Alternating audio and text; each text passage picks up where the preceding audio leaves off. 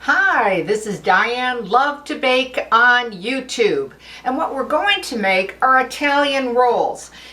This particular recipe though combines your regular all-purpose flour, but it also combines with your white whole wheat flour.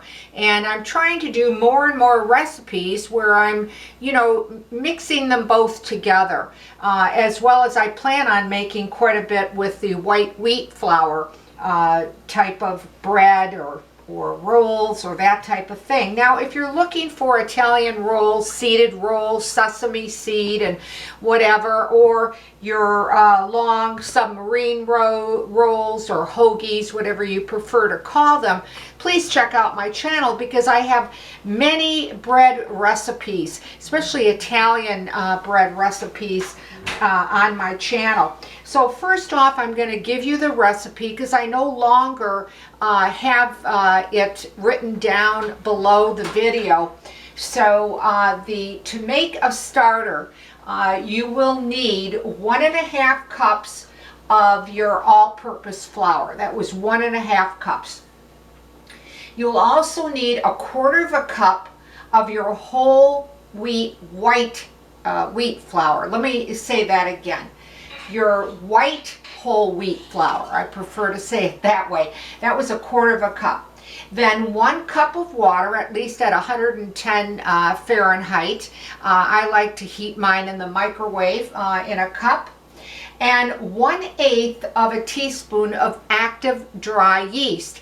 Now I use my bread machine or my bread maker on the dough cycle. You can certainly make this by hand if you want, but when I make the starter, after I combine and follow the directions, because all our makers are different, when to put the water in, when to put the dry ingredients. But anyway, put it on the dough cycle for just about 5 minutes, just till it's well mixed. And then I actually shut the machine off. And then you can wait about 12 hours, 12 to even 20 hours before you actually put the recipe and complete the recipe. So this, this roll recipe does take time, being that you have to make your starter ahead of time, but it's so well worth it. They really come out delicious. So I want to give you the rest of the recipe. Now, after that 12-hour mark or longer has passed, to make the dough, what you're going to have, of course, is you're going to take your pan out after the starter has been sitting there for 12 hours, and then you're going to put 2.5 cups of your all-purpose flour in it, 1/2 cup of water. Again, I do mine at about 110, and I do it in the microwave in a cup. 2 teaspoons of salt and 1/2 teaspoon of dry active yeast. Again, follow your maker on, if I usually put my water in first, but that's how to make the dough. Then put your machine back on to the dough cycle, depending how long your machine runs, and then you'll be able to take it out and it'll look just like this. So I started my starter yesterday. And it was within a little over 12 hours, and then I went ahead and I followed the dough recipe, which was 2.5 cups of all-purpose flour, 1/2 cup of water at 110 Fahrenheit, 2 teaspoons of salt, and 1/2 teaspoon of dry active yeast to make the dough and to put that on over your starter. Now this is how the dough will come out. It is a bit sticky, but it's not too bad. It's not that it's not manageable. Let me, I'm going to grab just a little bit of flour to put on my countertop, just enough to, be able to move it around here without it sticking, okay?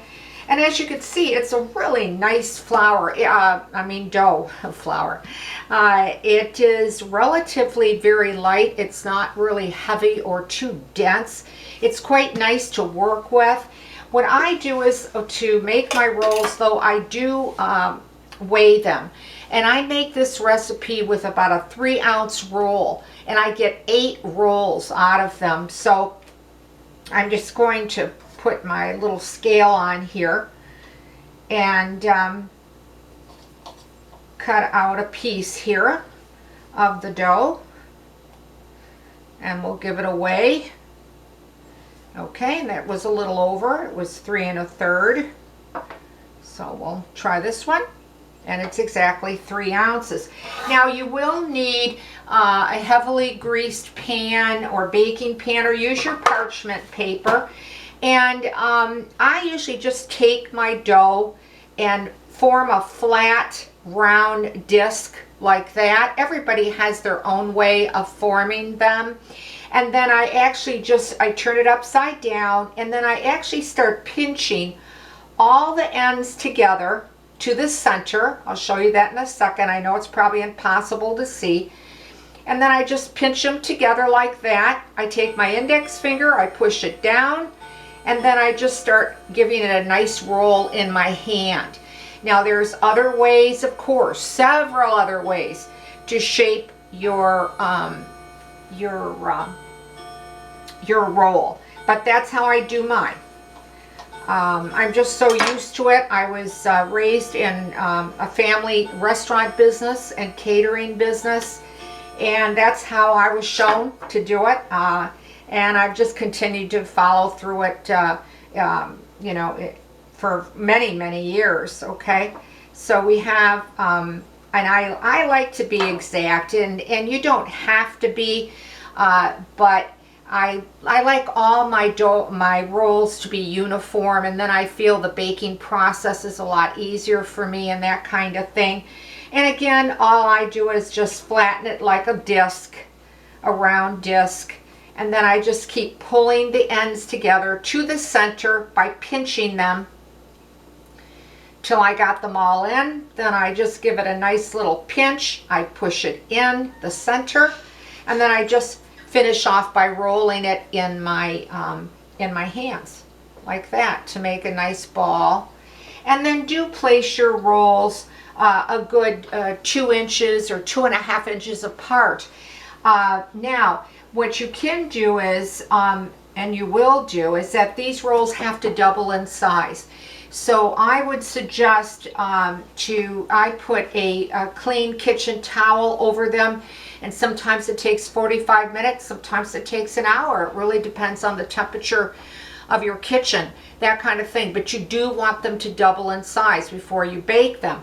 Now, what I like to do is I like to put an egg wash on them, and then if you want to go ahead and put sesame seeds on them, or poppy seeds, or just not put any seeds at all, then I just take a simple egg wash, or you can use egg white alone with a little bit of water, and then I brush it on with a pastry brush. Now you can put this on before they rise, or a lot of people prefer to do it after they've risen and double in size, and then go ahead and paint them. But I like to show you that I've done that. So I'm going to just put this dough aside for the moment, okay, and I'm going to cover it so it doesn't start to dry out on me.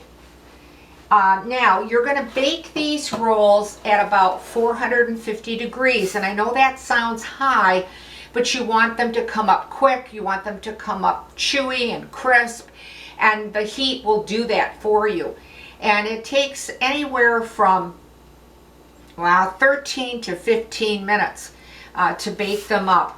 And then I always check mine is by turning them over and tapping them, and if I hear a hollow sound, I know that they're baked properly. So let me wash my hands and rinse them very quickly here.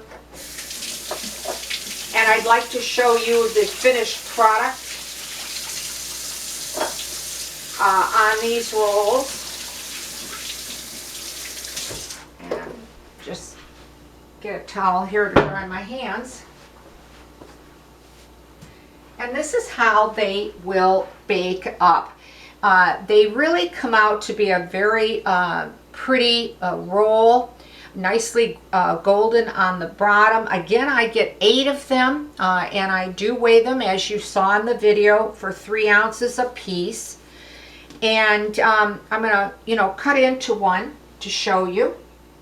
So let me get a knife real quick here. Looking for my serrated knife here. And we're just gonna cut this in half to show you. Let's put this basket out of the way for the moment. Whoops. Okay, and this is how they'll look like on the inside. Now, these rolls are absolutely delicious when they're warm and they come out of the oven, or you can, certainly put them in your microwave and reheat them. And they're also really, really good for, I like to slice them. And I've made French toast out of them. I make breadcrumbs out of them. If they, everybody doesn't eat them in a timely fashion. And also you can freeze them. Just wrap them really well and freeze them. Now, you will have a crispy bottom and you will have a semi-crispy top to them. I will tell you though, when you bite into them, you will have, and I don't know if you can see me pulling it apart with my fingers, it will be a chewy roll, okay? Let me break off some more of this roll just to show you. And the flake on it, they're very light. They're not really heavy or dense. And then you can see the stretch on them and how chewy they are. They are really a great tasting dinner roll, or with butter or a little bit of honey or some jam or preserves on them. They really are so good. And like I said, if you don't think you're going to use all of them, then just wrap them well and put them in the freezer. And I generally try to use them up within a couple weeks in the freezer. Taking them out, just let them defrost on their own, or you can put them in the microwave for a few minutes unthaw them, that kind of thing. So there you have it. You've got a chewy yet crisp Italian roll that you can put whatever type of topping or seeds that you want on it. You can make it by hand or in your bread maker. I want to thank you for watching Diane Lovetobake. If you try this recipe and you like it, well, I'd like to hear from you. But I also want to remind you, as I remind everybody in all my videos, I no longer put my ingredients below, because so many people, they take your work and they put it, all over different places. And it's pretty frustrating to me when I see this and then I see that you've written or asked a question and I can't answer you. So if you'd be so kind to solely watch me on YouTube, I'd appreciate it. And I'm not alone, that's for sure, in that. So I want to thank you for watching. If you're so inclined and you'd like to subscribe to the channel, boy, I'd really appreciate it. Or give it a like or ring the bell. I can't thank you enough. So, once again, thank you so much for watching Diane Lovetobake on YouTube. Stay well and stay safe. I'll see you soon.